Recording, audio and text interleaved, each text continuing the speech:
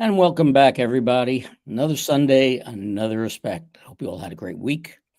Lord knows there's been enough going on this week to keep everybody interested and busy. But this week, we are going to return to our most used topic.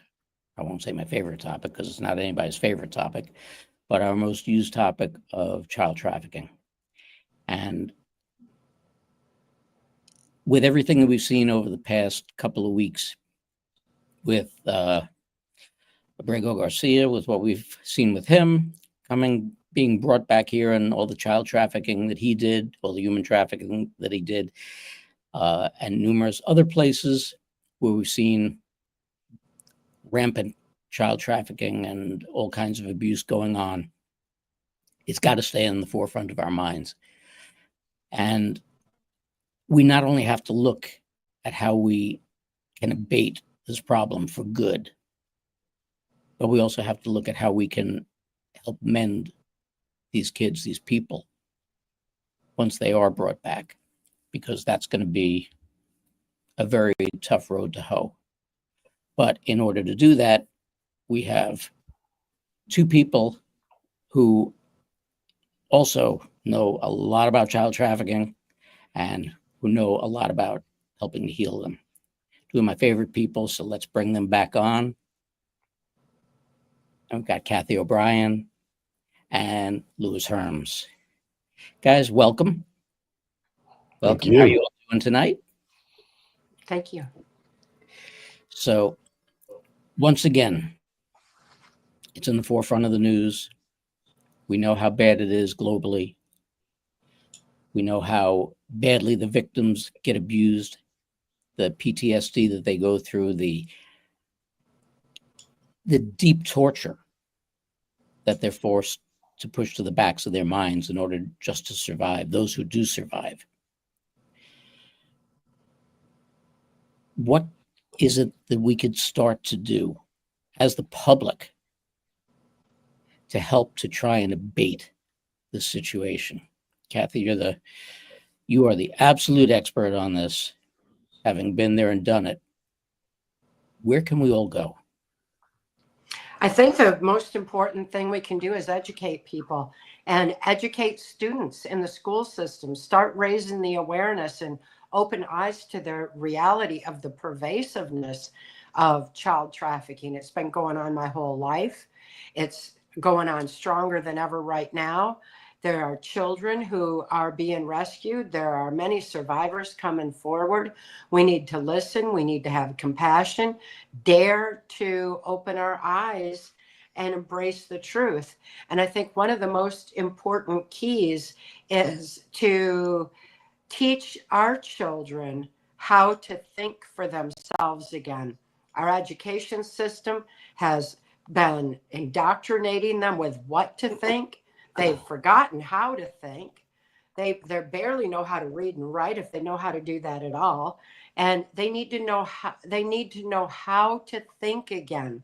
Because when they have that capability, like my daughter Kelly was saying the other day, she went from being born into MK Ultra mind control to being free for about a year when Mark Phillips lifted she and I out of the Washington, D.C. human trafficking swamp back in 1988.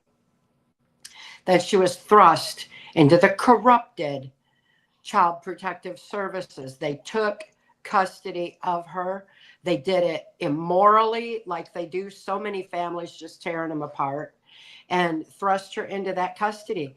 And she was there. We were torn apart all those years while she was stuck in that system. And yet she was able to make it through. Today, Kelly is a healed survivor. She's brilliant mind. She's an amazing spirit, beautiful, loving person, and attributes it all to know how to think free that she gained just long enough when she was with Mark and I for that year to be able to apply it and defend herself against the onslaught of manipulation that she experienced, the bad therapy, the the horrible things that went on in that corrupt system, she was able to defend herself against it. And that's the important thing we need to know now. It's up to all of us to reclaim our free thought, be able to heal ourselves first so we are effective in empowering the children to protect themselves. And in this process, realizing that all these people who have been trafficked can heal, because we've been blessed with resiliency of body, mind, and spirit. And it's just a matter of educating people to that reality that has been left out of the education system very deliberately for generations now.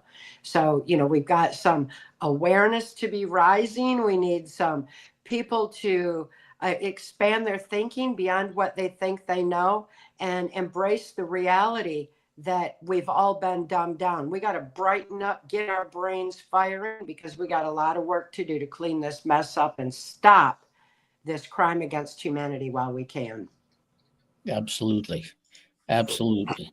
Now, Luce, you and I are, thank God, outsiders to this. We've been very, very vigilant in bringing this to the forefront for a lot of people. But Cathy just brought up an excellent point about, you know, early education on this. And yet we all see what's going on in our school systems. What steps do you think we could take to really, you know, you have to take the first stepping stone to get our school systems back on track and then educate the kids? What's your best guess on how we go forward with that? Yeah, well, all schools, every single school needs to be evaluated, not for test scores, but exactly what's being taught to our children and how it's being taught.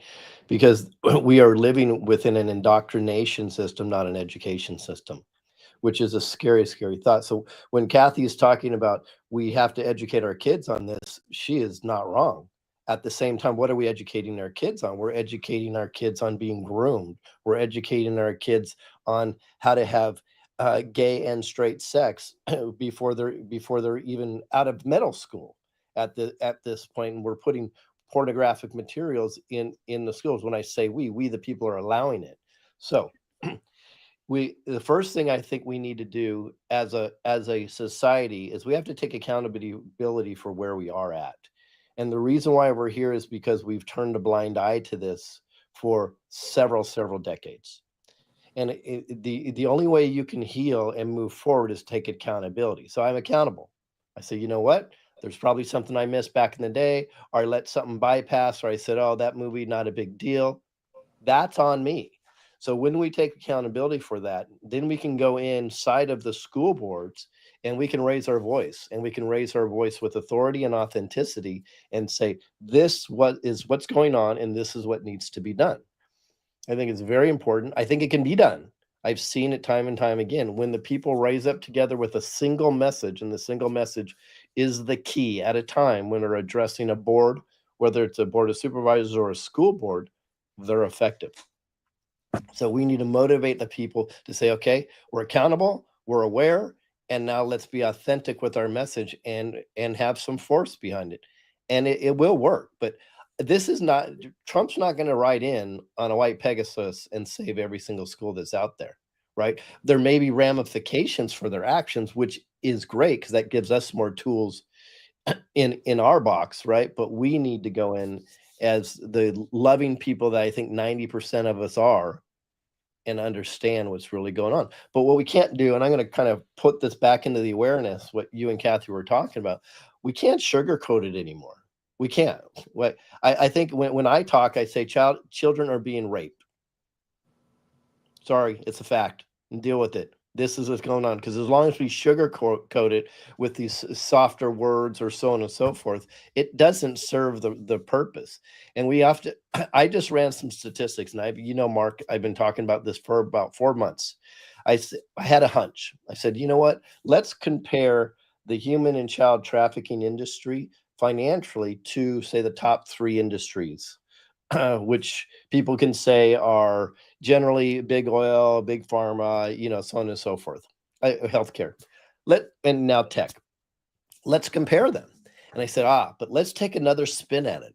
Let's look at the profit from those industries and see where we would be. Well, your top 3 industries in the world, top 5 actually, all run a 10 to 15% profit margin.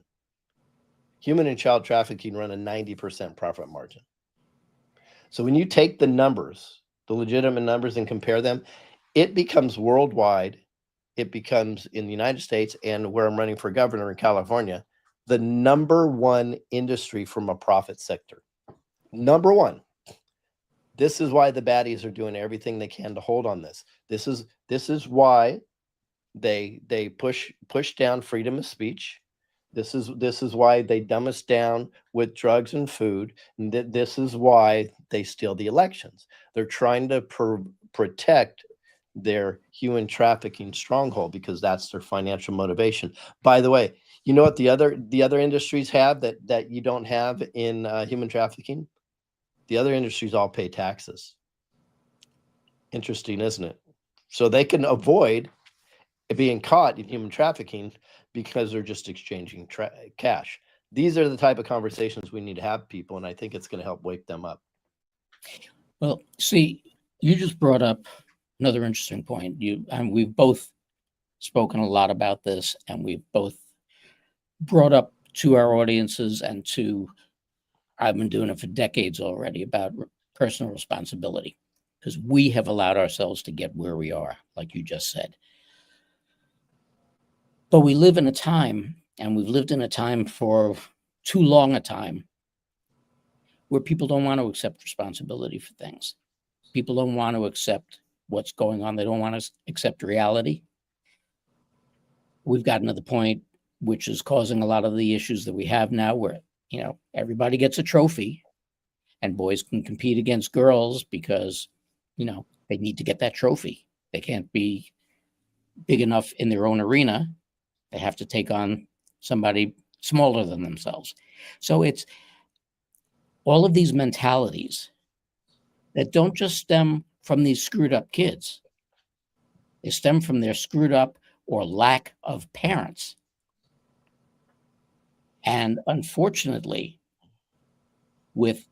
I know with Cathy, and when I spoke to Lynn Hagerman, and when I spoke to Rachel Vaughn, their horrors started with the family. Now, we've got a lot of rebuilding to do in order to move forward from where we are.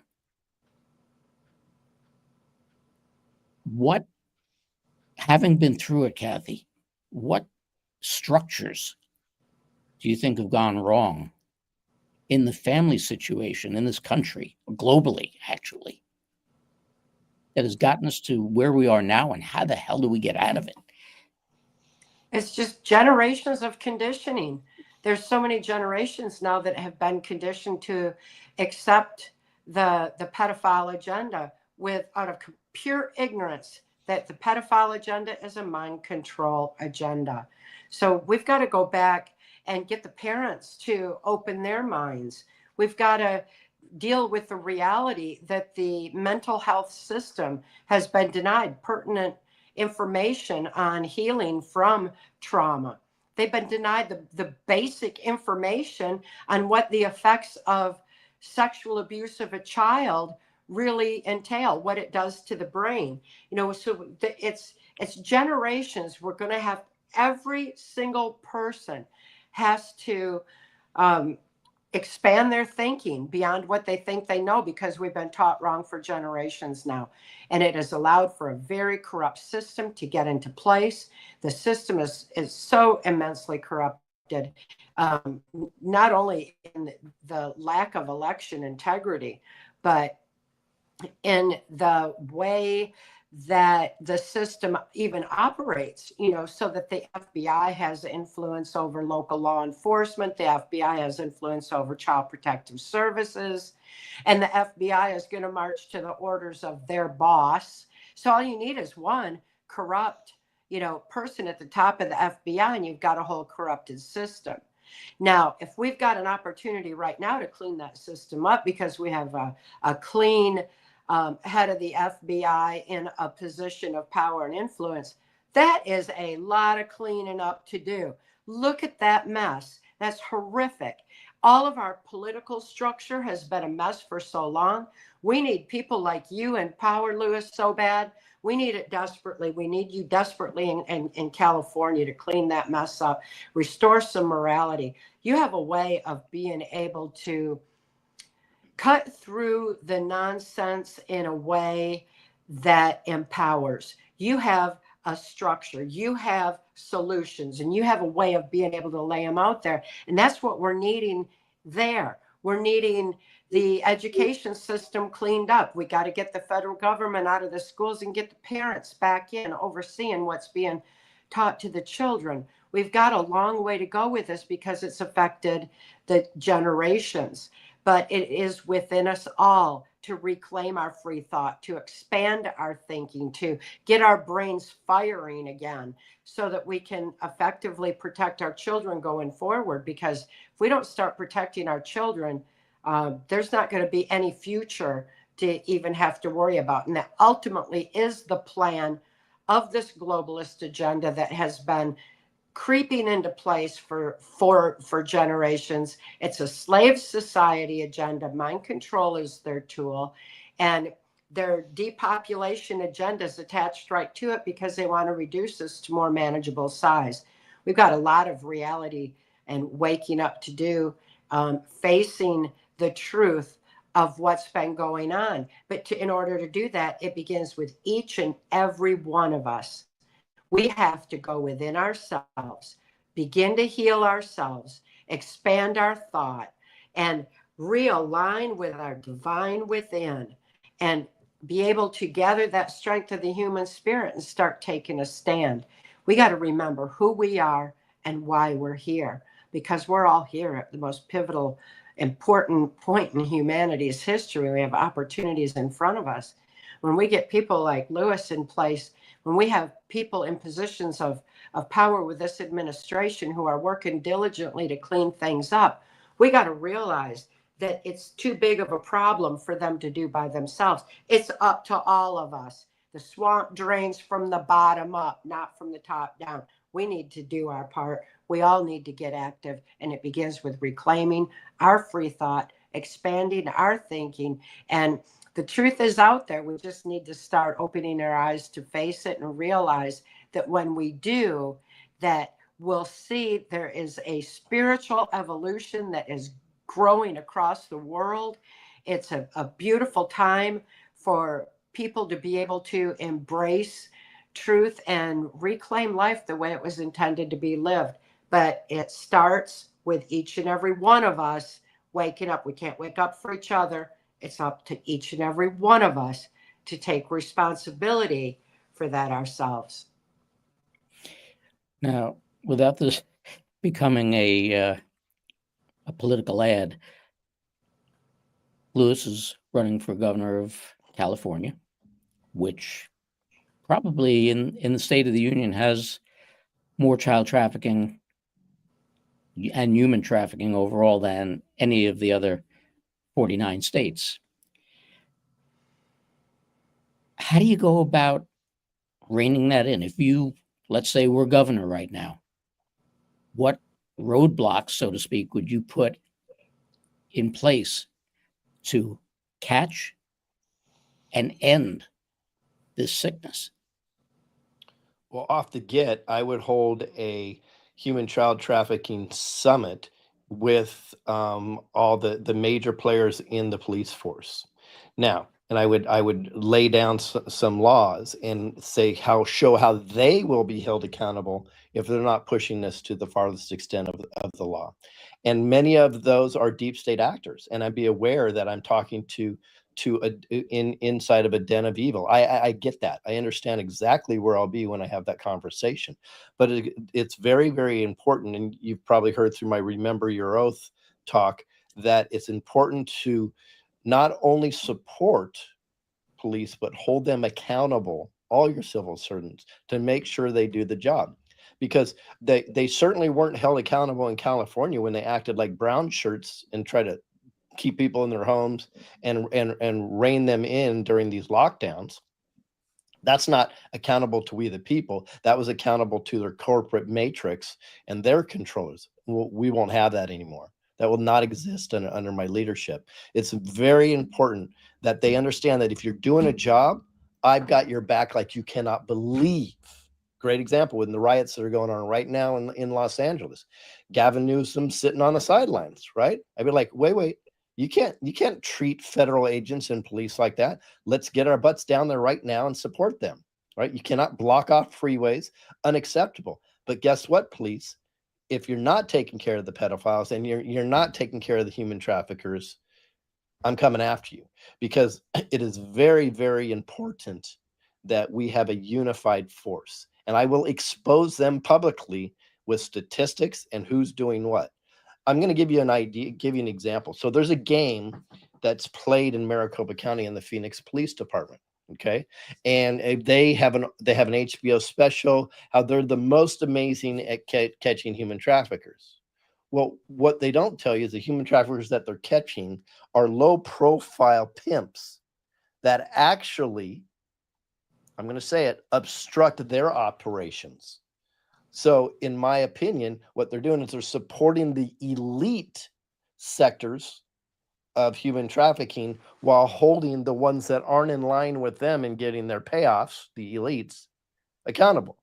That's the type of game these people play. We will not have it. Well, just to continue on that, because we did see what's going on in LA with the riots there. And we did see the chief of police in LA saying that he will not support the ICE agents, that he will go to obstruct them and not offer any assistance to them whatsoever. Mm-hmm. And there was even a shot earlier of police cars, not protesters or traffic or anything else, police cars obstructing traffic on the 101. Yep. And we've been through this topic before of the difference between police, especially once you get into the ranks of lieutenant and up, as opposed to constitutional sheriffs. So when you've got these quote unquote political appointees, no matter how long they've been on the force, and you get, everybody out there, pardon my disrespectful use here, but you get these assholes turning around and defying the rightful thing for the sake of their constituency, for the sake of the public that they're supposed to be protecting. What do we do? Because that's the ultimate responsibility there. Well, let me ask you a question. Did we or did we not see police let people into the Capitol? Absolutely. Right. What we didn't see, though, I didn't see any cars burning around the Capitol. Did you? I didn't see Molotov cocktails thrown in the Capitol. Right. I didn't see that.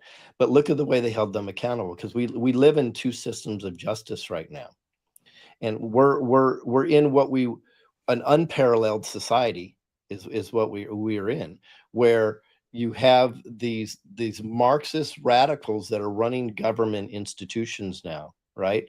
And they're intentionally hiring certain types of officers to support their agenda. And it's really, you see it a lot in California, you see it in Canada, you see it in Australia, you see it in England, all over the world.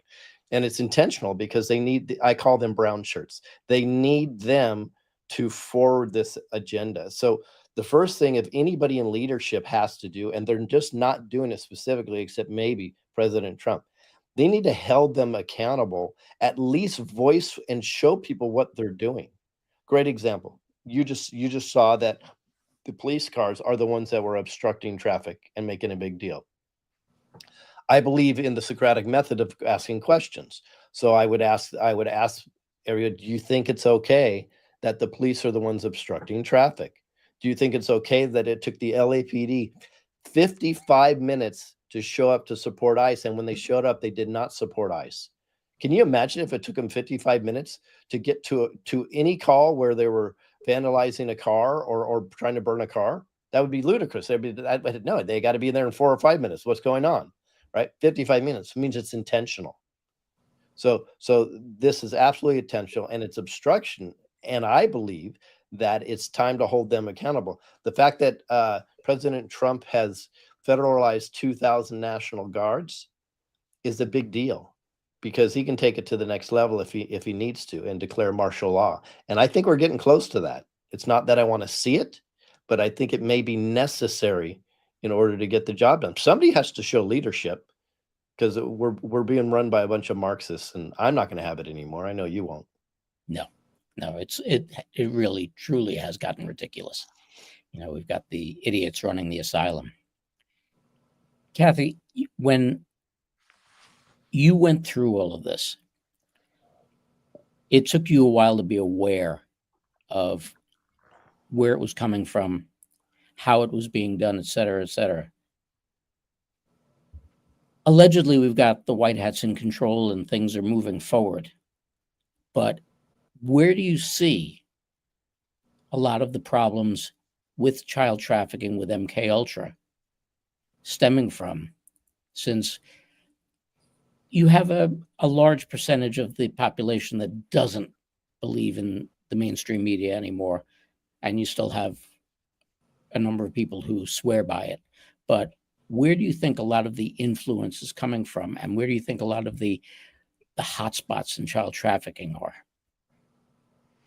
I think that the ignorance has made the biggest problem. People don't realize the effects of trauma on the human mind. It's been kept out of education. Our birthright information was buried under national security. That's what intelligence insider Mark Phillips found when he was working the highest levels of intelligence mind sciences, that pertinent information on our own mind-brain function, how our brains respond to trauma, what the effects of pedophilia are on the human mind, how we have an ability to heal, because knowledge is our defense against mind control. And again, it's our defense against the heightened suggestibility resultant from trauma. But all this pertinent information was omitted from the education system. It was omitted from mental health, the medical community. It was taken out of there. It was kept from society as a whole. And after so many generations, people forgot our birthright information, that we have an ability to defend ourselves against the kind of manipulations that are going on. And that's why I've been speaking out for over 35 years, is to raise that awareness, arm people with the necessary facts to realize that our brains respond to traumatic situations by taking flight. Our conscious mind freezes and leaves our subconscious mind wide open to being easily led and manipulated. Without a conscious mind filter, the subconscious just takes information in. It just gets down into the subconscious and becomes a driver of our thoughts and ultimately our actions. And so our subconscious minds have been manipulated for a long time because we haven't safeguarded that. We are able to clean that mess out and start safeguarding it going forward when we arm ourselves with the pertinent information that has been kept from us for so long. And it's simple, basic birthright information. So it's not like we have to really go learn something.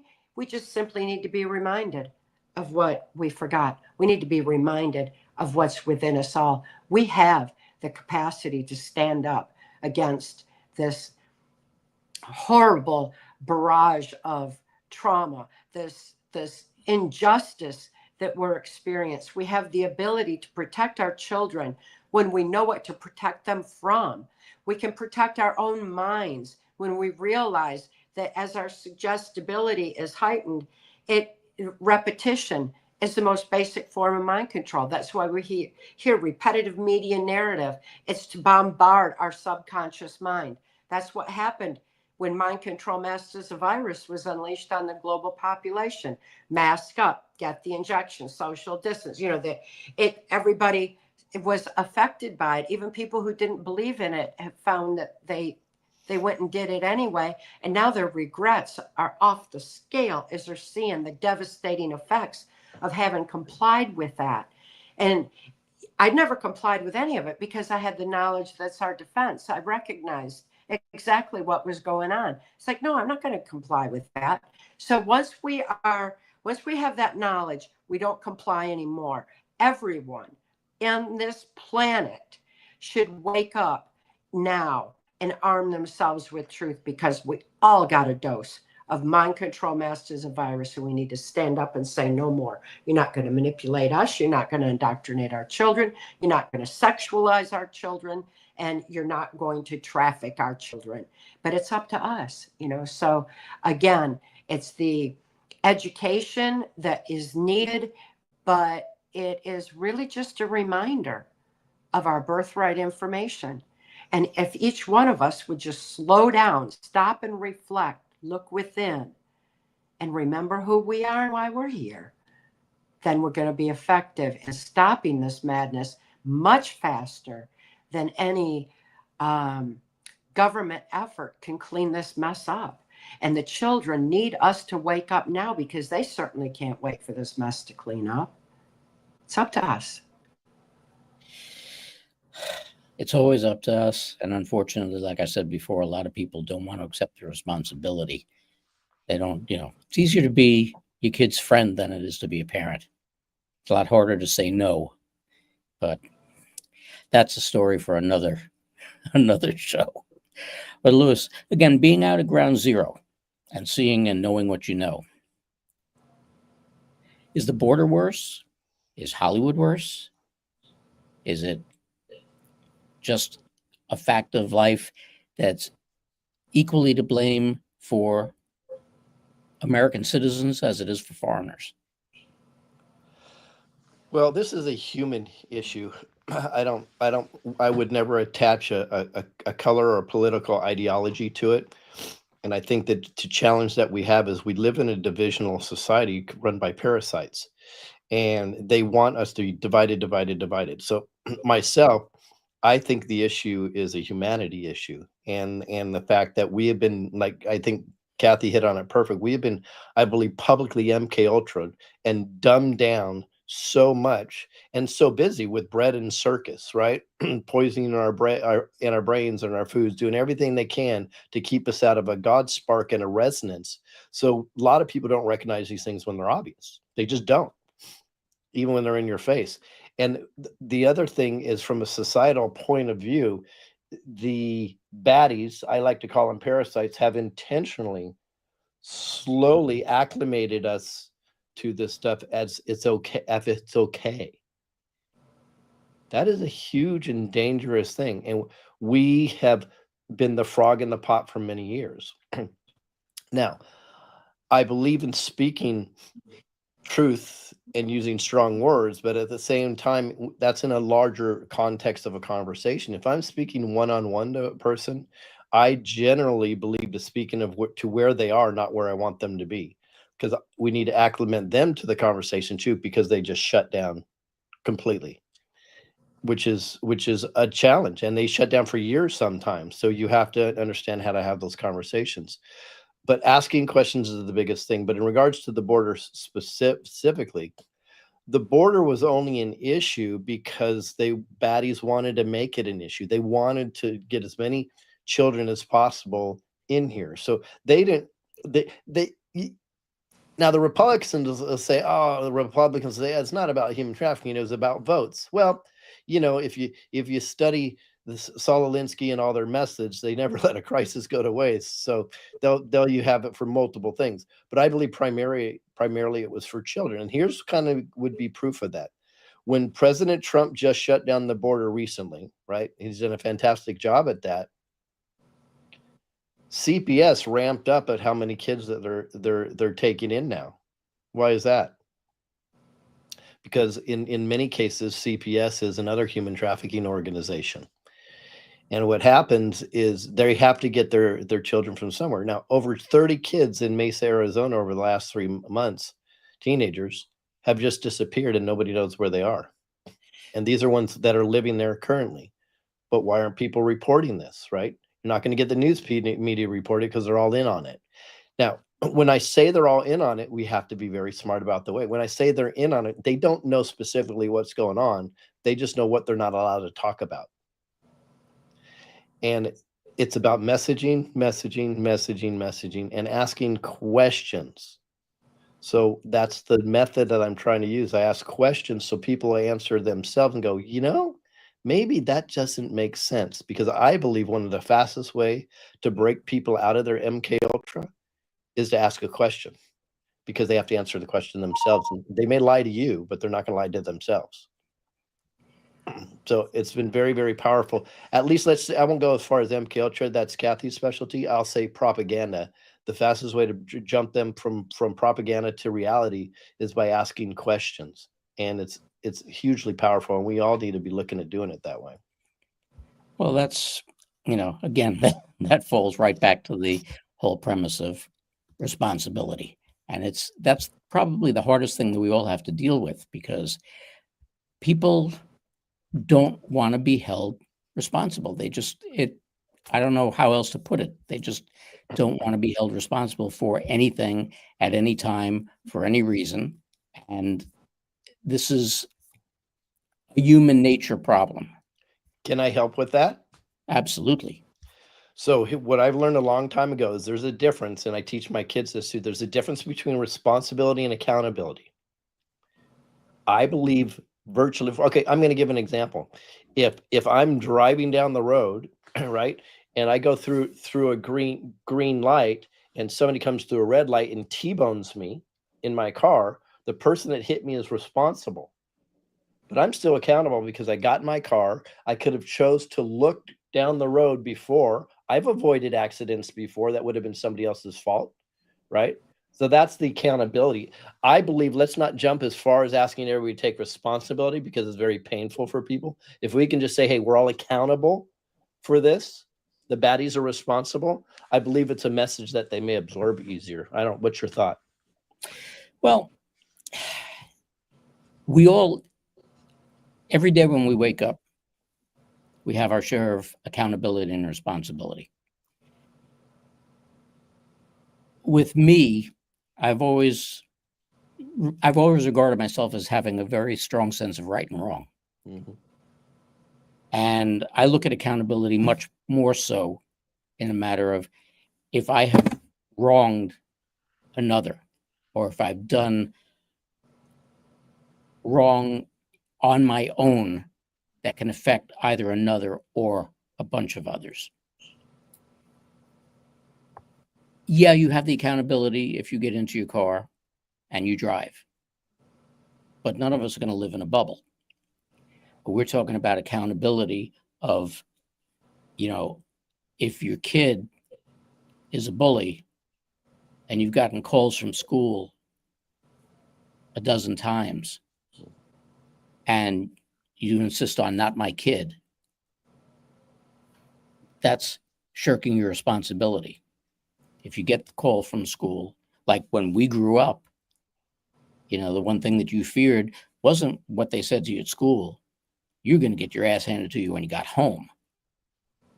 So there was that parental responsibility. And that's part of what's sorely lacking now, not just in raising of the kids, but overall in human life. I mean, look at these jack-offs in Los Angeles right now. Nobody ever taught them right from wrong. Nobody ever taught them that it's a matter of respect for others. That you're allowed to protest. We have that right, but there are ways of doing things. Absolutely ways of doing things. Speaking of ways of doing things and moving forward with things, Cathy, your latest here, we have your latest, which is The Gates of Hell, which is, when it comes to child trafficking, doesn't get any less than the gates of hell there, and things that kids go through. Talk to us a little bit about the gates of hell and the meaning behind what that episode represents. Well, there's the children that have been ritually abused and sexually abused have within them an ability to heal.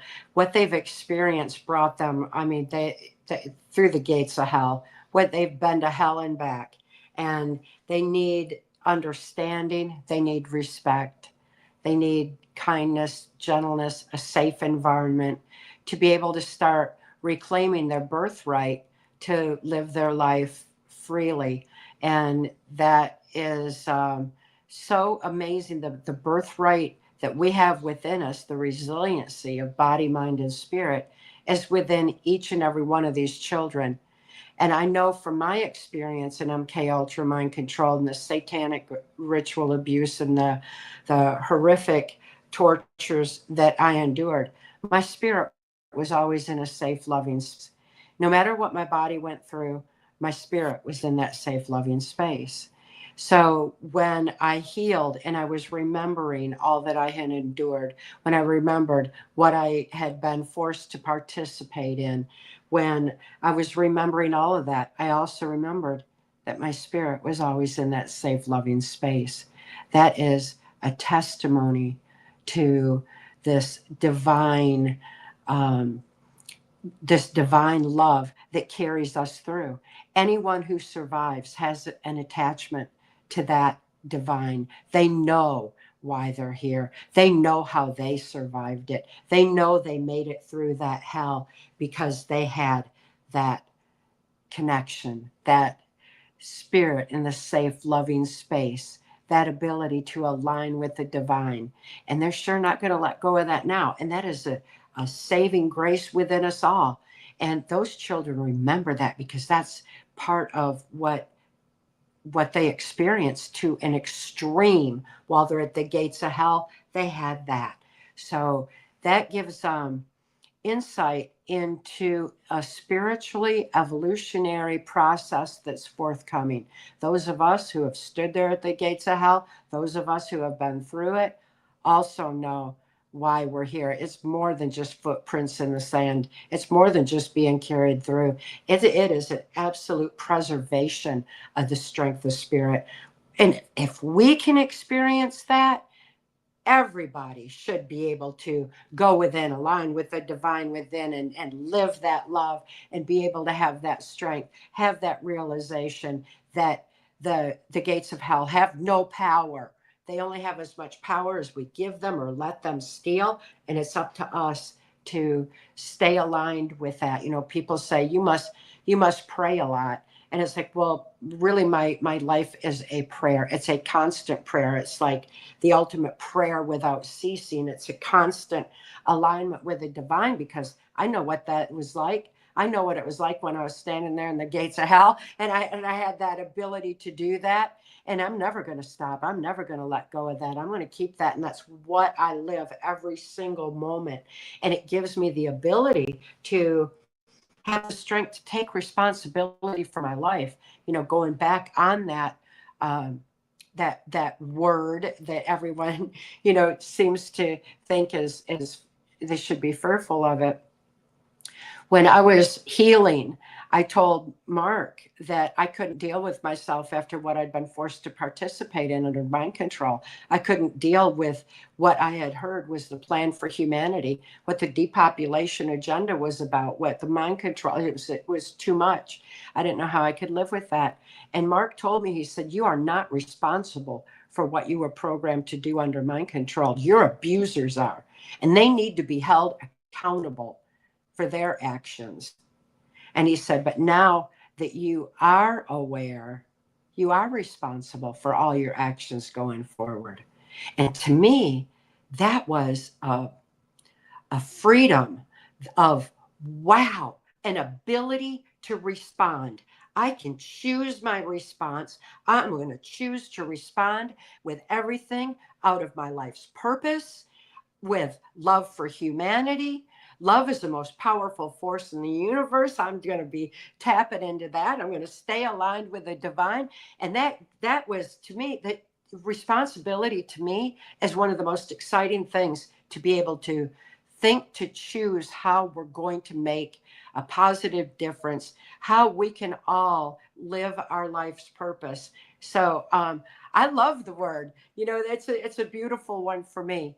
And I attribute that from having stood at the gates of hell and having seen the strength of the human spirit, the preservation of it, the infinite power of love, the ability to align with the divine.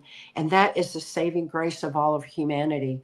And these little children who have been trafficked, these little children who have been ritually abused and tortured and raped and everything else, their spirit was in that safe, loving space. Their testimony is going to be more powerful than any religious statement could ever possibly be, because it is such an absolute dramatic testimony, and it will give them the strength to be able to evolve with the knowledge that's our defense against mind control, to evolve in light of that strength of spirit. I have so much hope for humanity. I have hope for the children. I have hope for all of it, but we need to remember that this is even within us, and responsibility is key to recognizing it and choosing to start making a difference with that information. So it's amazing. It keeps going round and round and round, coming back to the same word, responsibility. Now, kind of off topic, but absolutely on topic. When I first had you on the show, Lewis, the one thing that I focused on was not Lewis from, ScrewBigGov.com, not Lewis who had his own podcast, not Lewis who eventually would be running for governor. It was Lewis the humanitarian. You've been all over the country and you've done all kinds of humanitarian work to help people out. And recently you started doing your weekly show in regard to child trafficking. As we move forward with this, and you have had contact with a lot of people in a lot of different realms, how do you see going about trying to restore these kids? You can never restore what they've lost, but to restore a sense of normalcy and safety and self-worth to these kids. And some of them aren't kids, some of them are adults. Well, I believe that one of my greatest strengths is understanding the fact that I'm not the smartest guy in the world on any particular subject.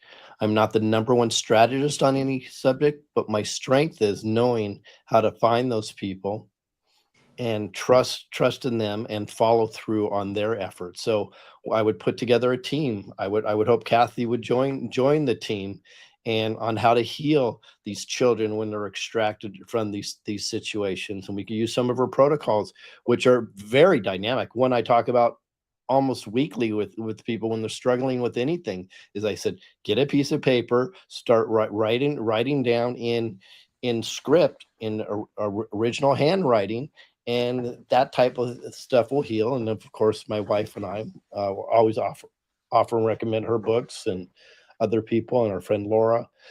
So, but the key is for me to have an understanding that this is not about ego. This is about getting the job done. And how do you get the job done? You find the best of the best in that category, and you put together these teams and these protocols to get it done. And that's what my focus would be. And I'm pretty good at managing teams. I've done it for a long time. Probably my specialist is troubleshooting. So I see an issue and I'll find a solution. Absolutely. Good point. And Cathy, you and I have some very dear friends who are doing a lot of work trying to put together facilities to house and rehabilitate a lot of these trafficked children uh, and adults, young adults. How important are these facilities and having the proper remedies to go along with it and properly trained people running them and working there? There's facilities that are open up all across the nation because people realize that the Child Protective Services is part of the problem. It's not a solution. It's not anything that can help these children. The pervasiveness of human trafficking, of child sex trafficking, is so strong. It has been the funding mechanism of a globalist slave society agenda for generations. It's been going on my whole life. I was used in it as a little child. This has been allowed to proliferate under national security, eroding our justice system in order to allow for this funding mechanism of drug and human trafficking across open borders. This globalist slave society agenda is being run by a handful of self-appointed, self-anointed leaders. We follow the money. We know who they are. And that money is coming from the human trafficking industry. So, we can stop this globalist agenda. We can take these perpetrators out of power by simply defunding their New World Order, by stopping child sex trafficking, by stopping human trafficking, defund their whole agenda by opening our eyes and stopping it now. Well, that is happening. There's so many people awake and aware now. They're seeing it. They're taking action. Children are being rescued. Now they need a safe place to be. And people know you can't trust the system. The system's corrupt. The system's a part of it. So these safe houses are opening up all across the nation. I'm going to be speaking at an event in Lewis, too, later on this month in Northern California at the Rev 17 conference, because they're raising money for a safe house for the children there, because the need is so great. And the children, again, cannot wait for the system to clean up. So it's up to us to open our eyes and start helping out any way we can. If we can't get active ourselves, then at least help start funding, these efforts, because they're big and people's hearts are in it. They have great intention. The survivors, one of the very first things they want to do is stop the abuse from happening to anyone else.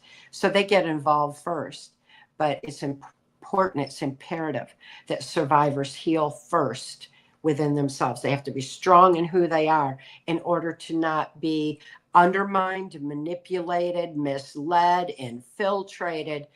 We've got to be able to all be strong in who we are, have a clear understanding of how the children can heal, because we've all been blessed with it. It's within us all. We just need to give them a safe place to be so that they can begin a healing process. And I'm so happy, after 35 years of speaking out on this globalist agenda and who the perpetrators are and what their agenda is about, and the depopulation and the vaccines and the whole bit, and the pedophile agenda, I'm so happy to finally reach this point of being on the end of solutions, to be able to say, okay, for 35 years, my testimony has been exactly the same, because I am healed. I'm healed from within myself with the resiliency we've all been blessed with. And I have an ability to empower others to heal as a result. I can't be triggered. I've evolved with the knowledge. I can't be coerced. I can't be threatened. I can't be brought back in. None of that works. I'm onto them. These perpetrators feed off a low vibration. They're not going to get fear or hatred or bitterness from me. Love is the most powerful force in the universe, the most highest vibration. I'm going to live that love. I'm going to live that love for the children's sake, for all of humanity's sake, and keep my vibration high. They can't touch it. Their darkness cannot creep in on my light, because right now is time to be able to start bringing this information forward so that we can be effective in helping the vast numbers of survivors who are emerging. We can't do it with what mental health has been erroneously taught in the school system. They've been indoctrinated with nonsense the same way teachers were indoctrinated to indoctrinate. We've got a long way to go to take back free thought all the way back. And it just starts with remembering who we are and why we're here, and start bringing this truth forward, because it's within us all and it's within the children. They're our future, and that future is really bright with promise, in light of what I was saying about their aligning with the divine after the gates of hell, and the spiritual testimony they'll bring forward will be a strength that brings people back to the way life was intended to be lived all along, before these perpetrators brought their dark, evil agenda in on humanity. And that it is, dark, evil agenda. But, Louis, you and I do a lot of shows about child trafficking and the abuses that are out there and the people who do this kind of garbage. And we reach our audiences of tens of thousands of people. And yet my good buddies in the MSM don't acknowledge it in the least. We have a limited reach. Even though their numbers have dropped considerably, they have a much larger reach than we do. And it's important that we get the word out to as many people as possible. And you and I both go to try and share with other truthers, et cetera, and get other people to stream what we've put out there. But there has to be a lot more public awareness of this, and get it shared and get it out there. I know I've approached some of my former colleagues and this and that and the other to try and get some recognition of it, and they're as blind can be. Couldn't do it with the 9/11 stuff, and I certainly can't do it with this. What are your thoughts on moving our agenda forward so that we reach a much, much, much larger audience and make people aware, and not have them think that this is just another conspiracy theory? Well, I've done the numbers, and I can tell you that the top 10 podcasters together outperform all of mainstream media combined. So instead of focusing on those they're paid off to not say anything, I think what we should do is start putting pressure, which I've done in the last 2 years, actually, pressure on our fellow podcasters, and ask them.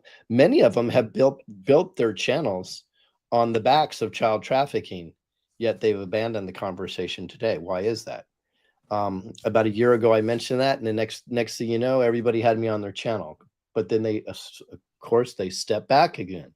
I think it's very uncomfortable for them, but we're going to have to make it not uncomfortable for them. We're going to have to make it an everyday conversation. And when it becomes an everyday conversation, I think they're going to start to push it. I personally believe that the podcast community and the internet is the way for us to get our message out. I think the mainstream media will only do it after the mainstream media gets taken down and held accountable. I believe so. I'm not going to put my efforts there. I will say, in regards to the higher level people, when it comes to volume of people that watch them, great example. I interviewed Mr. Cage about the 9/11 years ago, and Tucker Carlson just recently had him on his show. So we're starting to permeate that sector, which is going to be really good. It's so funny. Last night, Ann Vandersteel and I had a conversation about this exact topic of how are we going to get there. And I think we just have to continue to do what we're doing, only at a higher level. But we need to call on our army of fellow podcasters and say, this is not about your channel or you have more numbers than my channel. The only thing that matters is that we save the children. How do we do that? You have to continue to get the word out and continue to get the word out. And I believe they'll come around. I tested the waters one time about a year ago. Many of them came around, but if I had several podcasters doing the same thing, I believe that they're going to come around and start. We will dominate mainstream media, where mainstream media is, to me,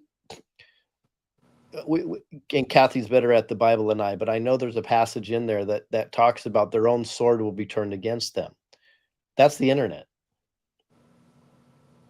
I believe the internet's being turned against them, and we, the people, are starting to take over the internet. They don't know. They wanted it as a control mechanism, and now it is a sword against them. And I just, we can use Cathy and people like Cathy as an example of how no matter what you go through, you can have that amazing, positive divine energy. That's what's really going to take us over the top, because that vibration permeates everything. And that's the pebble in the water, then everybody sees it. And like Cathy believes that love is the highest vibration. And honestly, I love Cathy, and I would disagree. I would say authenticity is the highest vibration, because without authenticity, you can't really love, right? But it doesn't matter. They're both very, very important, right? So if you can be authentic and love everybody, love them. In fact, great example, and I don't want to go on and on, but a great book that I learned, because I used to train salespeople all over the country, was from Og Mandino, and I'm going to give away the ending. It's called The Greatest Salesman, right? The secret to The Greatest Salesman was what? It turned out that Jesus Christ was the greatest salesman. And all he did is he looked at everybody across the table from him with love when he had conversations. So his goal was to figure out what could he do for them? How could he be of service? If all of us had that mentality, wow. I mean, wow. Absolutely amazing. And I think Cathy's a perfect example of that. Oh, absolutely. Absolutely. I mean, look, we have all tried to get people to join ranks. And that's what this movement is all about. It's people working together instead of against the way that we've been taught and the way that we've been divided, et cetera, et cetera. We need to start working together. And these are important topics that we need to be working together on, because, look, kids don't ask to be born. Okay, allegedly, my favorite word in the English language, allegedly, parents have kids because they want to have kids. But again, having a child is the single biggest responsibility you're ever going to have. And you can't shirk that responsibility for the rest of your life. Yet too many people do. And, the old phrase of it takes a village to raise a child, more so I've seen over the past decades, it takes a village to raise an idiot, because we've seen many of them out there. But we've got to move forward and be there helping each other. And we really do. And that's where we get back to the other half of the topic here tonight. And Cathy, I throw this to you. Healing what has been perpetrated on these kids. Now, I know most of the people know who you are and know your situation, et cetera, et cetera.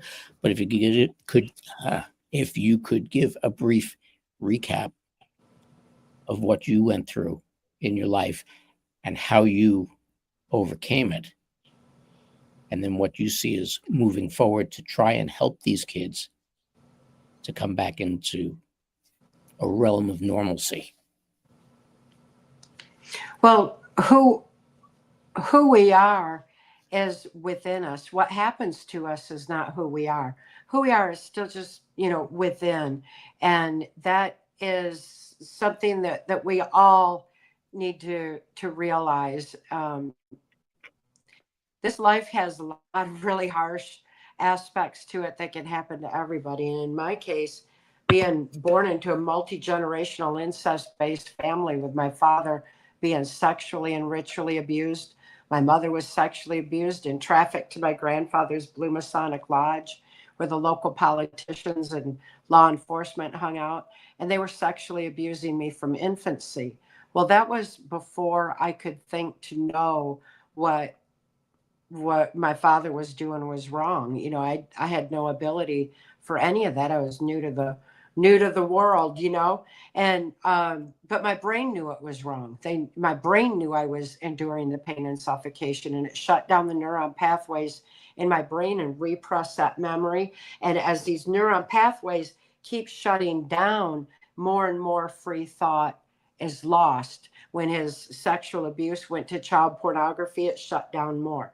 When it went extended to trafficking me to my grandfather's Blue Masonic Lodge, more neuron pathways shut down. This is our mind's sane defense to trauma too horrible to comprehend. This is what is being used to manipulate all of us, is our ignorance on our own mind-brain function.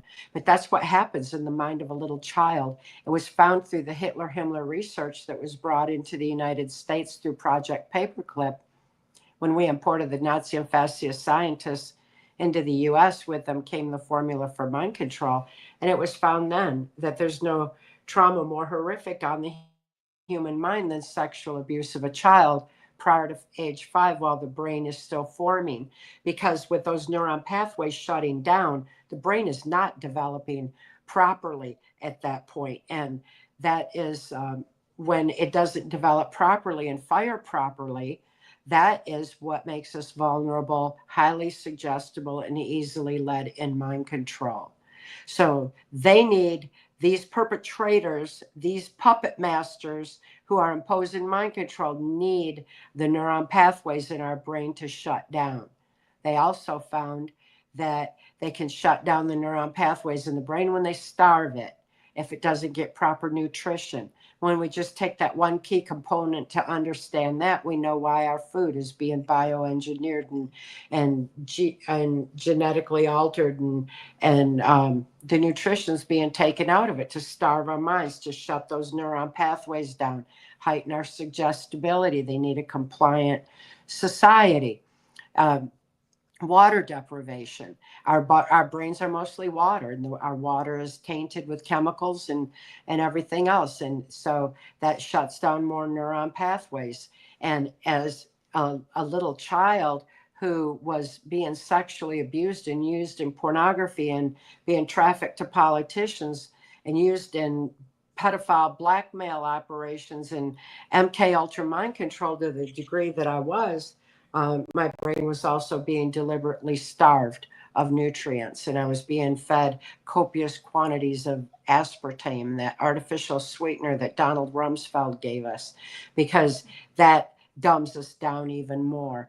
And, you know, when we realize what has been done to our brains, this was happening to me back in 1960.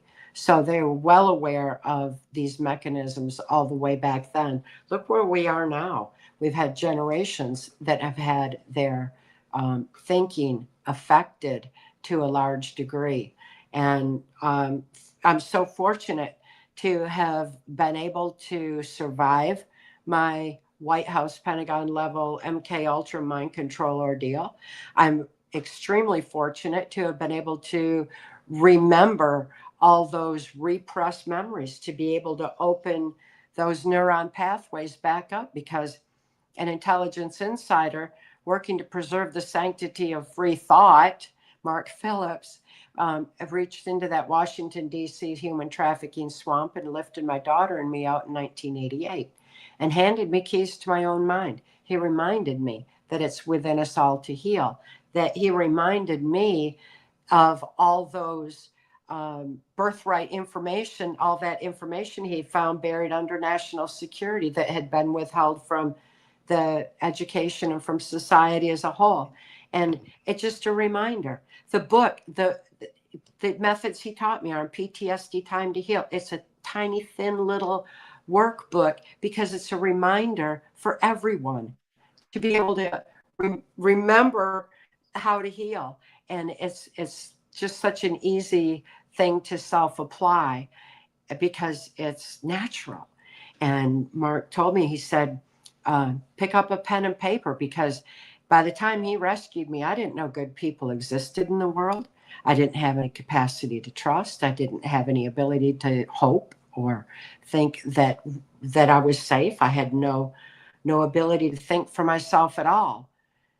But my brain knew, again, just like it knew when I was an infant and shut down neuron pathways. My brain knew I was safe, knew my daughter was safe.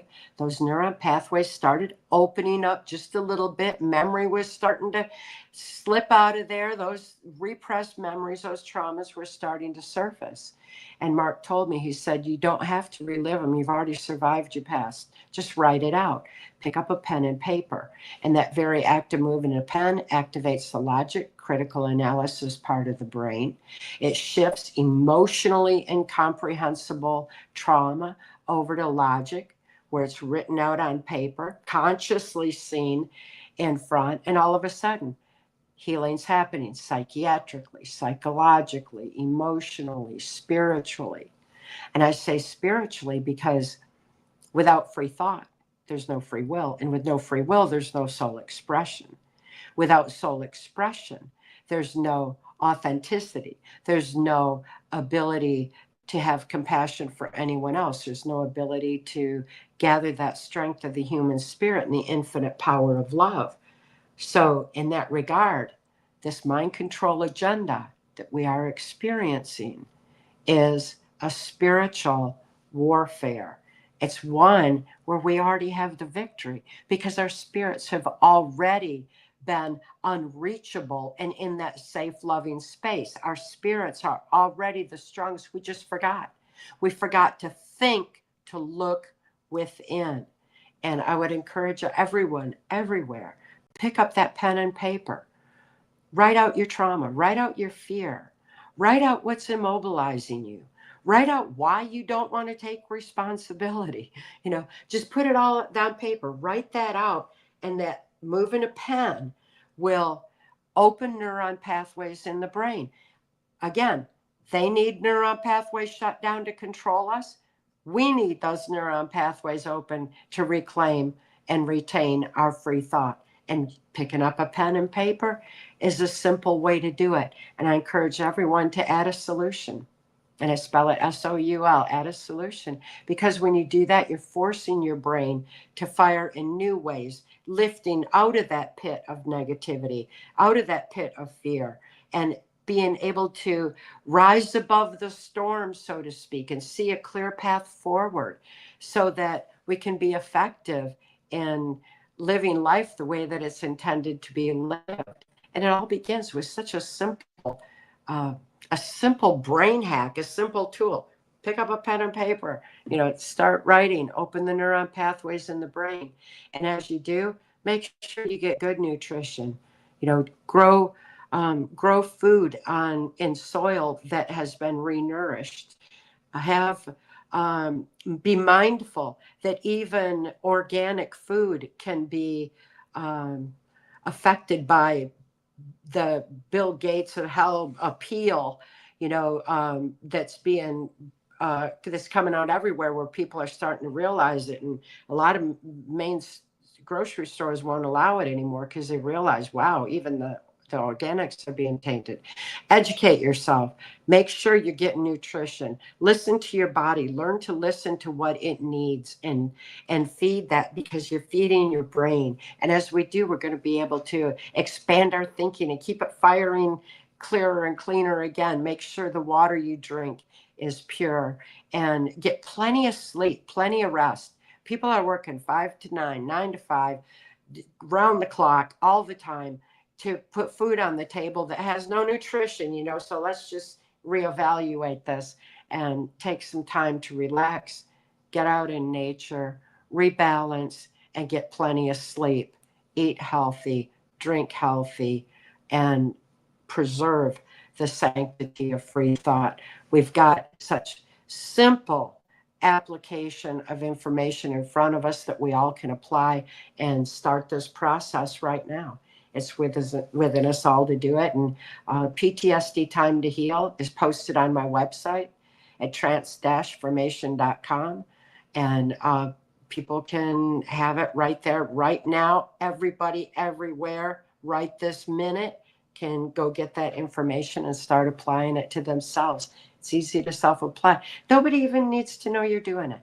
Just start that process, because we need to expand our thinking so we can embrace the truth that makes us free and that will help us to effectively make sure our children are free.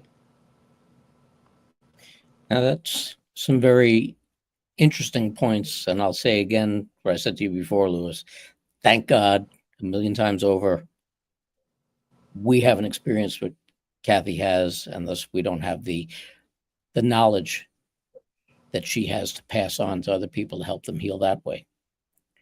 But we do have the knowledge and ability to help with the other assaults that she was talking about, which is our food and our water and this and that and the other and lack thereof.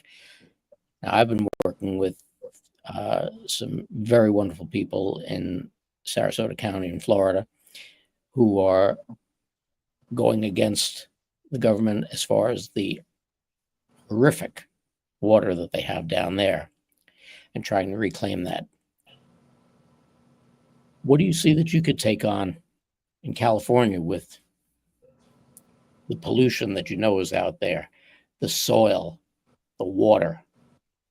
How can that be reclaimed to help all of those farm systems there be healthy for what they're growing for us? Well, that's actually a huge part of my platform, is so people have a full understanding of what's really going on with our food and why our food is being poisoned. The reality is we hear constantly about climate change because that's a diversionary tactic to get us away from what the true environmental issues are. The true environmental issues are, one, we're poisoning our soils. We're using genetically modified food. And one of the most important things is we're not rotating our crops to let the soils remineralize themselves so we can get the best food possible. And then when you talk about the tainted water, obviously there's an attack on fluoride, finally, right? But that also may be another diversion, because guess what they're not talking about? Something that I exposed about 4 years ago, something called deuterium. And there's something called deuterium that is in the water at 155 parts per million across the planet on virtually every place except 2 places. The 2 places that it does not exist, their life expectancy is about 120 years. Sure, it's just a coincidence, right? So these are things that we need to take a hard look at. Why and what's going on? The environmental issues around California are absolutely huge, but they're not at all what we're being told. The environmental issues are in the soil, are in the water, and the pollutants that are being used in our air from spraying chemtrails. That's a fact. Now, that used to be a theory, but now it's a fact. I mean, the fact that states are outlawing chemtrails, that should tell people it's a fact now. So let's not start name calling anymore. Can't do that. That doesn't solve an issue, right? So that's the type of things I'm going to address at a very high level. Now, I can tell you a lot of the candidates sometimes are avoiding those completely because they want to lean themselves in to a certain corporate and political class in order to get elected. I'm not going to play any games. I'm not pulling any punches. We just have to tell the truth. I know it's a very weird concept. That's why I've always been already been called the anti-politician. I'm just the we the people guy. You know, whatever is going to be best for we the people is really all I care about. So I'm going to attack those issues head on. But in order to attack those issues, you have to expose them for what they are and the mechanisms behind them, so people know why this is being done to our water, our soil, and our food, and the manipulation that's behind it. Fake organics is a huge issue in California. We're going to go after that too. Why aren't people drinking raw milk? You know, there's stories out there that autism almost goes away when you drink raw milk. Should we just say, no, or should we investigate it? I think we should dig in and find out. I believe states can actually, this is going to get people fired up. I believe states can actually outlaw certain type of medications inside their state. Why are no governors talking about that? These are things we're going to take it up to a whole nother level, and we're going to bring attention to the reality of what's going on, because ultimately Kathy nailed it. What she said is just absolutely right. We need to be able to vibrate at the highest resonance possible. And if we can get the message of love and unity out there that will bring everybody together, and the problem will be solved, because these parasites, they don't operate in love, they don't operate in light, and they don't operate with a God. They think they have a God, but that God is completely different than the one that we have. So I'm actually very, very excited about the future, and at least getting the message out there so people can say, oh, maybe there is a different way. Maybe we have been manipulated. Maybe it's time for us to take back our personal sovereignties and make a difference. Now, the resonance and the working together is so important, the love aspect of it. And treating people like people. You know, the golden rule, going back to, you know, treat others as you expect to be treated. And you've worked with a lot of people, Cathy, in trying to get them healed and trying to get them past what they've experienced. Without naming any names, try to relate to people what it is that you do in getting them past this trauma and healing them. Look, we know that a lot of work has to be done by the person themselves because they have to come to their realizations. But what do you do to try and help get these repressed memories out of them, besides having them trying to write them out? Because you could sit and start to write things, but that doesn't necessarily mean you're going to crack that egg open. How do you go about that? They need to be in a safe place first. That's the most important thing, because the brain knows whether it's safe or not. And when it's safe, then the neuron pathways will start opening. And then it's a natural process from there. They don't need to relive their experiences. They need to consciously acknowledge them and open those neuron pathways. So there's great ways to do that. There's many ways that people can begin their healing process, but ultimately it's so important to be able to align with the divine within and anchor in that love. And when I talk about love, I'm not talking about an emotion. I'm talking about a vibrational frequency. I'm talking about an energy. I'm talking about the energy of the human spirit. And on that level, we understand so much more than we can with an emotional level of it. Because, excuse me, because emotion can cloud their ability to deal with the magnitude of what they're having to face, knowing people died, people were hurt, horrors they saw and witnessed. They don't want to stay in that particular state. Instead, they can go to the vibrational frequency of that living the love they are. It's like when Mark told me, he said, when I love Mark. Of course I did. I mean, he was such a hero, but he wouldn't have anything to do with me until I healed. He said, you have to know who you are in order to have something to give in a relationship. So I had to find out who I am. Who am I? You know, and I looked within, and I couldn't take any outside input. I've had that my whole life, you know, and I was going to have to find it within myself.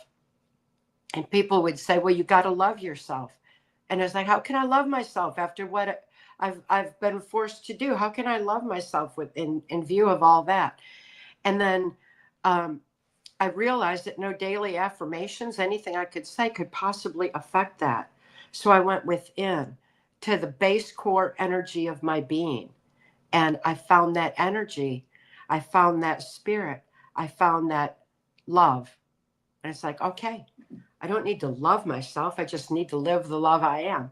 So that was a whole lot easier. And I gathered that strength of spirit and to live the love that I am. by gathering that strength of spirit and looking at it from a little bit different perspective than an emotional other people's definition of love, but finding that energy within and reattaching to it, of realizing that's what carried you through all along, through the whole ordeal, gives a strength and solid grounding into such a powerful capability for healing that allows for the expansion into physical healing and healing on all levels, psychiatrically and psychologically and otherwise. So acknowledging that, being able to recognize that in other survivors makes it very powerful to be able to positively affect them, because I see it.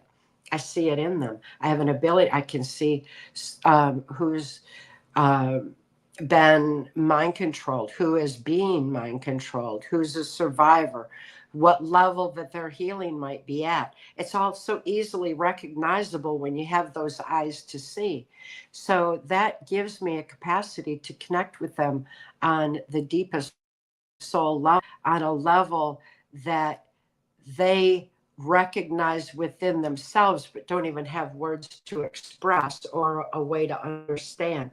To be able to connect on that level is a real important aspect of being able to effectively help survivors, to be able to give them that strength, to be able to not be manipulated anymore, to not be undermined, to not be suggestible anymore, to not have their brains go into the defense mode of, you know, of going into that fright and freeze mode to leave the subconscious wide open. Instead, it gives us strength forever going forward, so that there can be no more intrusion, no more manipulation. And that is a recognition and a capacity that I see in all people, but especially in survivors. And being able to know that is going to be very helpful for the others that, you know, that are wanting to help them. If there is a survivor that's helping other survivors, then they absolutely ground in that strength of spirit. They're going to be much more effective in being able to help others. So it's a communication and a capability, a knowing, a recognition, and a vibrational connection with others that allows for an understanding. And sometimes that's all it takes, is for a survivor to be understood on that level, to know they're okay, that what happened to them is not who they are still there and is connecting with others. We have such a capacity when we live the love we are to, it's going to unite the whole world, because that's where humanity unites. All this division that's been imposed on us can be overcome when we start living that love and have that ability for compassion, connection, discernment of truth, and ability to be able to reach out and help others. So it's a real important aspect of healing that certainly isn't taught in any schools. See, I'm glad that you just said what you said, because I was going to follow that up with a question after having dealt with Lynn Hagerman. When she described the things that she went through, being in what was almost like a railroad room, a hospital, a long hospital room with tables lined up, and seeing other kids being gutted and tortured and everything. And I'm saying to myself, how do you ever get past something like that? But like you just said, knowing that you've accepted what you've been through, and that you survived through that, is basically a first step forward that helps you to heal and helps you to move forward from there. Because I've had my own share of PTSD that massively pales in comparison to what the two of you went through. But trying to gain that acceptance of certain things and accepting responsibility for, whatever your part that happens to be is a big, big step in moving forward. So it's a very interesting point. Very interesting point. So, Louis, you and I, where do we go with this? What, besides doing what we're doing now, where do we go with this? How do we help these kids heal? How do we keep these kids safe? Well, you got to take it to the next level. And that's why I'm working directly with this group at Rev 17 that Cathy mentioned earlier called Peace of Heaven, because they're building a facility that's going to help the children, and they're putting the pieces in place that are literally bring them from hell to heaven, so they have a completely different experience, so they can learn that there is a wonderful, wonderful part of life, and there's going to be art there and just amazing, amazing gifts that they're going to be able to access within themselves. So I think the education right now is the most important thing, and it's up to all of us.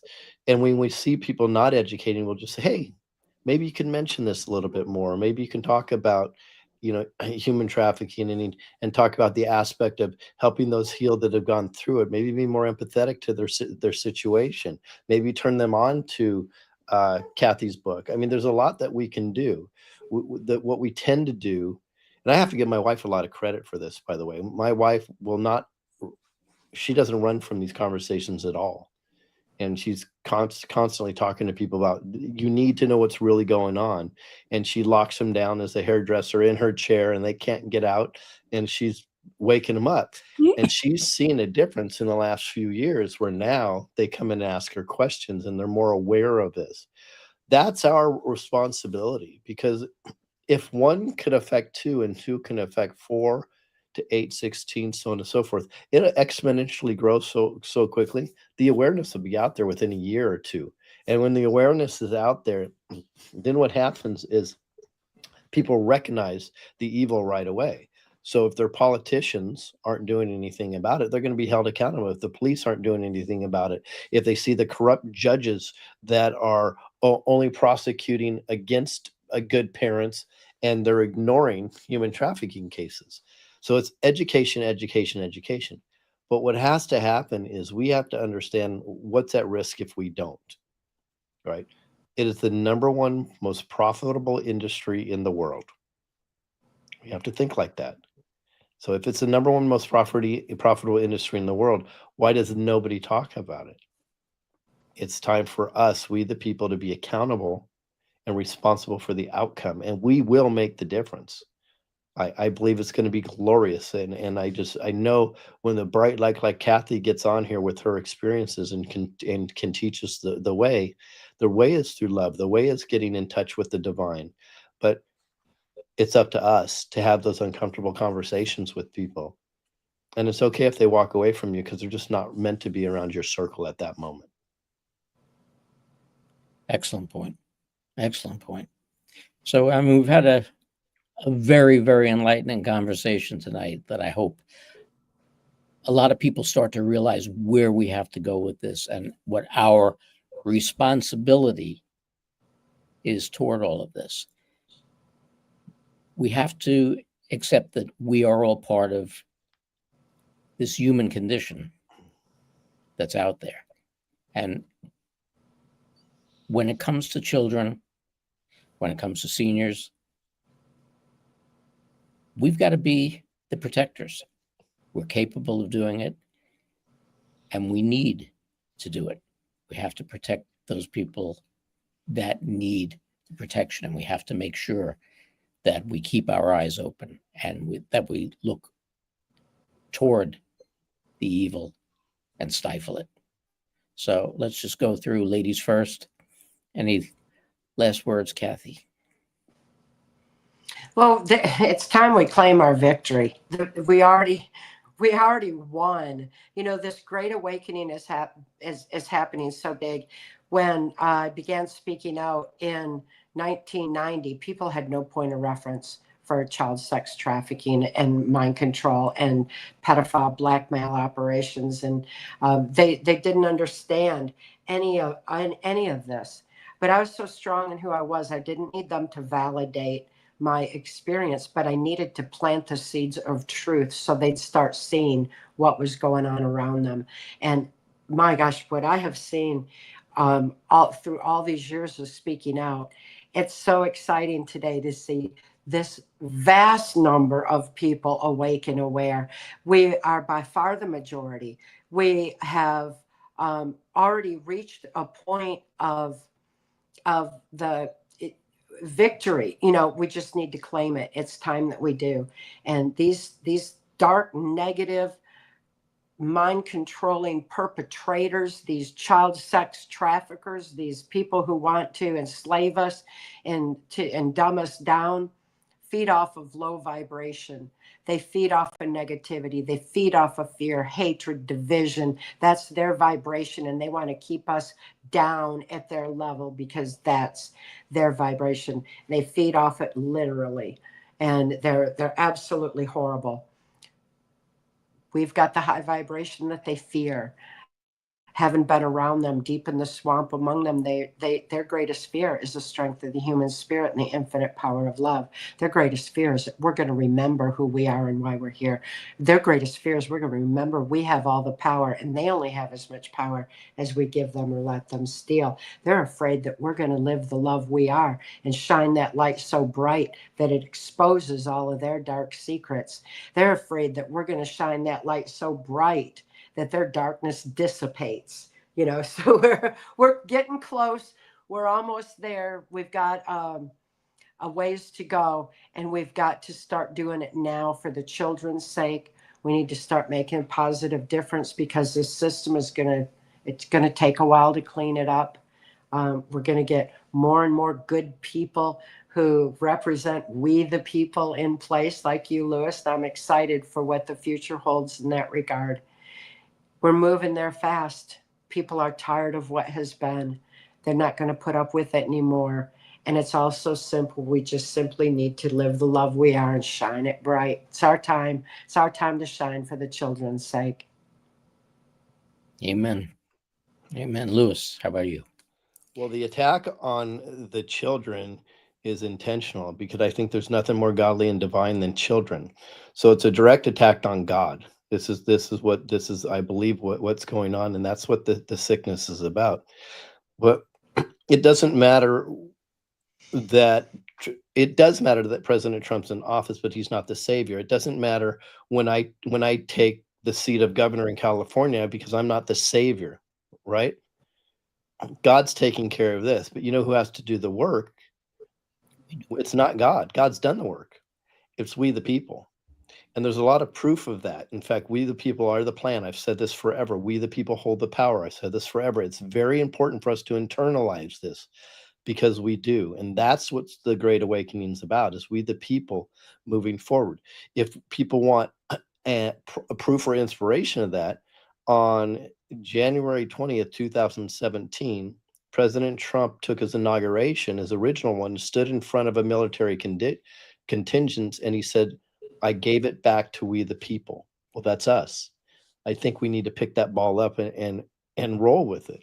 He said recently he talked about militias. Recently he brought attention to 250 years ago, the revolution. It all comes back to us taking the ball and taking action. So I truly, truly believe God's already won this. But in order for us to reap the harvest, we the people need to ante up and kick in. Absolutely. Absolutely. You know, I've believed forever. Nobody can do anything to you that you don't allow them to do. And General Flynn stated it very, very plainly. Local action, national impact. People have to get with the game. They have to get out and be active participants, not sit on the sidelines like we've been groomed to do for for decades already and wait for somebody else to take care of it. Children are our greatest light. Children are our future. We have to take care of them so that they can become the future leaders and they can have healthy, happy lives.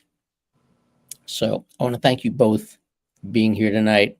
I think it was a great conversation. I think that we all imparted a lot of good information to the people out there. I hope you all out there enjoyed it.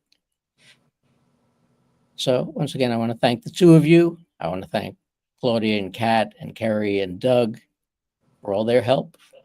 And I want to thank all of you for tuning in. And we'll see you again next week on Respect. Everybody have a great week. Good night, everybody.